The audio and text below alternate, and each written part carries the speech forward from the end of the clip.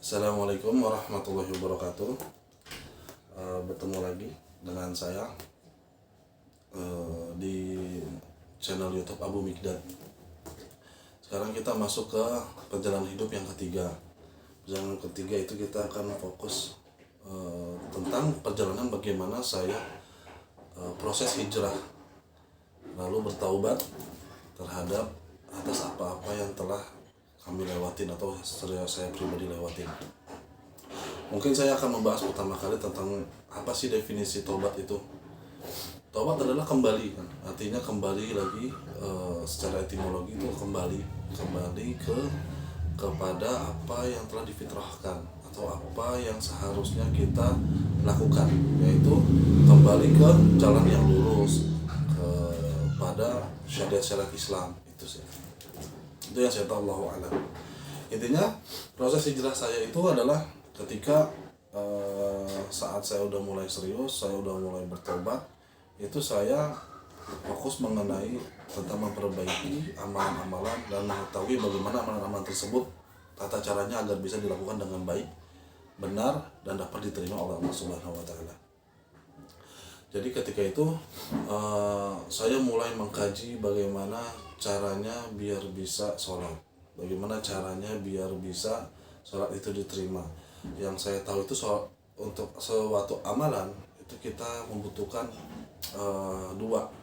setidaknya dua syarat. Yang pertama itu ibadah itu yang harus diperintahkan ikhlas, karena yang kita mau jalankan itu harus dijalankan dengan ikhlas karena Allah Ta'ala. Ibadah harus ikhlas kepada Allah Ta'ala. Yang kedua, cara-caranya harus sesuai dengan syariat yang telah diajarkan oleh Rasulullah SAW. Kayak sholat udah ada waktunya, subuh ya ada jamnya, ada waktunya, ada ciri-cirinya, ciri-ciri alamnya, tanda-tanda alamnya. Terus kayak puasa ada waktunya, ada yang wajib, ada yang sunnah. Terus kayak cara bayar zakat udah ada takarannya, haul sama nisab. Terus ada haji yang harus ke Mekah, itu kayak gitu syariat-syariat.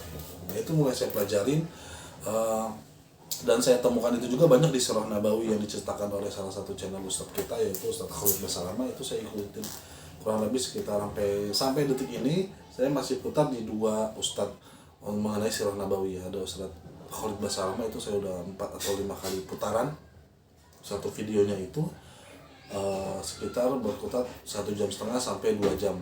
Itu ada 40-an episode, itu saya udah 4 kali putar secara parsial ya. Saya gunakannya itu, saya download video YouTube-nya satu episode.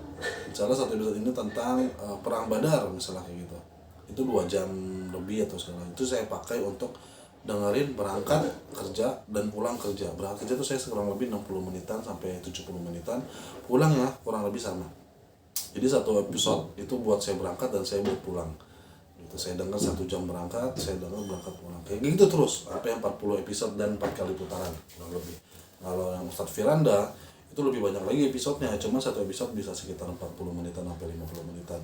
Karena kalau nggak salah Ustadz Firanda itu jedanya antara azan maghrib sama azan isya. Kalau Ustadz Khalid Basalamah jadinya kan dia itu tablik akbar, jadi banyak waktunya gitu. Oke. Nah, setelah saya tahu bagaimana tata cara, bagaimana rukun sholat, rukun melakukan ibadah ya. Maksudnya ada 2 cara yang harus kita perhatikan untuk melakukan amalan ibadah, yaitu dengan cara karena Allah dan sesuai syariat. Nah, lalu setelah itu saya udah mulai memahami bagaimana saya implementasikan dan saya paksakan diri saya untuk bisa bertaubat. Gitu.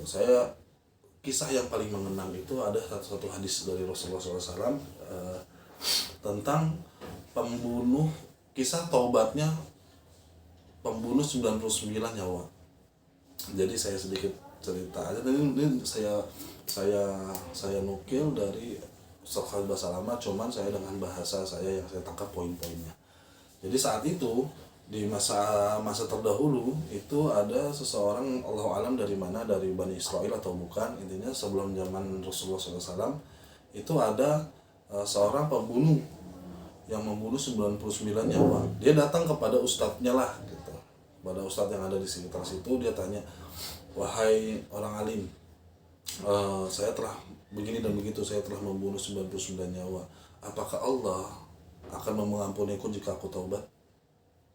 Apakah Allah akan mengampuniku jika aku taubat? Itu pertanyaannya. Lalu kata orang alim itu, dia bilang, enggak, Allah tidak akan mengampunimu atas semua dosa-dosa yang telah kau lakukan. Mendengar jawaban dari orang alim itu, tiba-tiba si pembunuh 99 nyawa itu gak terima, dia langsung membunuh orang alim itu dan menggenapkannya menjadi 100 orang yang dia bunuh selama dia hidup, karena dia tersinggung dengan jawaban dari orang alim itu. Dia marah gitu. Akhirnya dia cabut lagi, dia lari lagi menuju ke orang alim berikutnya. Akhirnya dia tanya, wahai orang alim, saya telah membunuh 1000 nyawa, apakah Allah akan mengampuniku jika aku bertobat? Kata orang alim itu, tentu saja, tentu. Karena apa? Rahmat Allah maha luas. Rahmat Allah maha luas. Allah mengampuni semua dosa kecuali syirik, kecuali kafir yang menduakan Allah atau mempersekutukan Allah dengan yang lain. Selain itu semua dosa besar, betul, tapi Allah akan mengampuni. Maksudnya kita nggak boleh menjudge orang itu ahli neraka kecuali dia kafir ataupun dia musyrik. Tapi kalau misal dalam masih dosa besar, itu kita nggak boleh bilang dia itu ahli neraka. Nggak boleh. Jadi memang khusus untuk semua dosa besar, Allah punya hak untuk mengampuni atau tidak hambanya, gitu. Lalu setelah itu kembali ke si pembunuh itu. Akhirnya pembunuh itu jalan menuju ke perkampungannya dia. Jalan. Tiba di suatu jalan, dia meninggal. Allahu a'lam karena apa? Saya lupa. Meninggal. Akhirnya datanglah malaikat rahmat ingin menjemput ruhnya setelah diangkat nyawa, setelah dicabut nyawanya. Datang malaikat rahmat ini ingin menjemputnya, datang juga malaikat laknat yang ingin melaknatnya. Tiba-tiba kedua itu berdebat. Kenapa? Karena dia sudah taubat. Kata dia, enggak, dia udah dosa besar banget. Kata malaikat yang ini, yang A bilang ini sudah taubat, yang ini bilang taubatnya enggak, taubatnya itu dia telat, masih lebih banyak dosanya dia dibanding taubatnya dia. Akhirnya Allah yang maha mulia menyuruh satu malaikat untuk turun mengabarkan bahwa ukurlah langkahnya dia, langkah setelah dia taubat sama dosanya dia. Setelah diukur ternyata unggul satu langkah, akhirnya dia dapat diterima taubatnya oleh Allah Subhanahu wa taala. Jadi banyak sekali yang kita bisa ambil pelajaran di situ tentang bagaimana pertama kita nggak boleh putus atas rahmatnya Allah. Nggak boleh putus. Rahmatnya Allah maha luas. Rahmatnya Allah itu seluas jagat raya, bahkan lebih luas daripada, lebih besar daripada murkanya. Gitu. Bahkan yang membunuh 100 nyawa aja Allah maafkan hanya dengan beberapa langkah dia setelah taubatnya saja. Belum dia tentang nggak ada sholat, nggak ada puasa, enggak, dia cuma ngelangkahnya aja dengan niat karena Allah, dia diampuni oleh Allah Subhanahu wa taala. Gitu. Ya. Lalu berikutnya saya ingin fokus ke tentang bagaimana saya pengen ngajak teman-teman yang ada di sini untuk bisa bertobat. 100 kali bermaksiat, 100 kali kita bertobat. Bertobatlah kepada Allah. Kembali kepada Allah. Karena apa? Allah lebih mencintai hambanya bertobat daripada seseorang yang kehilangan perbekalannya saat lagi safar. Itu ada hadis yang lebih panjang lagi. Intinya bertobatlah ya wahai saudaraku. Bertobatlah. Karena sungguh nikmat sekali. Nikmatnya banyak gitu. Karena saya ambil contoh tuh pertama dari saya pribadi. Dengan bertobat Allah bukakan rezeki yang luas sekali, yang saya pun sendiri nggak pernah ngebayangin bisa dapat segitunya gitu.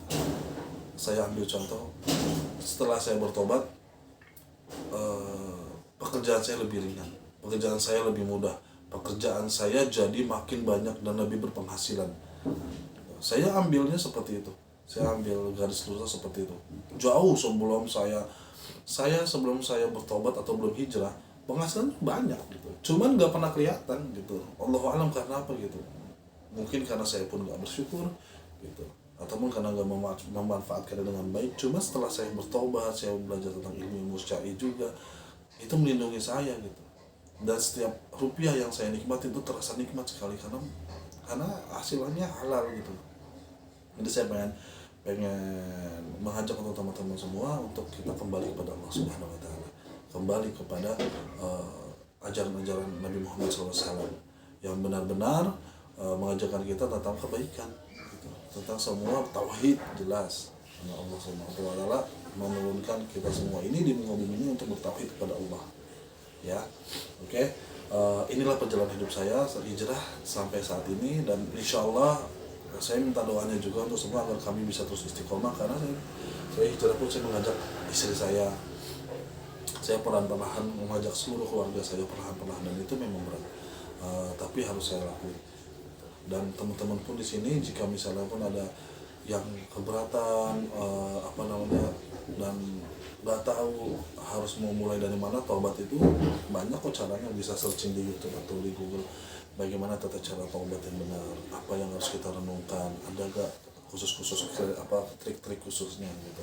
Kalau dari saya pribadi intinya dipaksakan, paksain aja dulu untuk taubat, paksain dulu untuk meninggalkan yang haram, paksain dulu untuk menjalankan apa yang telah Allah perintahkan gitu. Kuncinya dipaksakan. Oke? Mungkin gitu, sekian untuk video kita kali ini yang ketiga, perjalanan hidup.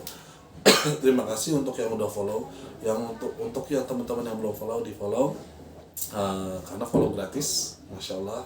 Terus di like, di komen juga kalau misalnya ada pertanyaan, karena nanti kita akan ada satu playlist baru itu bagaimana menurut Islam. Jadi pertanyaan-pertanyaan ataupun isu-isu yang berkembang saat ini itu kita akan bahas bagaimana sisi pandangnya dari Islam. Jadi contoh bagaimana pandangan Islam tentang istri yang bekerja, kayak gitu-gitu. Saya pengen bahas sebatas pengetahuan saya aja. Oke? Kalau kayak gitu terima kasih yang sudah menonton, saya terima kasih banget. Yang belum follow bisa di follow karena follow gratis. Mungkin itu aja. Baik, terima kasih. Subhanakallahumma bihamdik asyhadu an la ilaha illa anta astaghfiruka wa atubu ilaik. Assalamualaikum warahmatullahi wabarakatuh.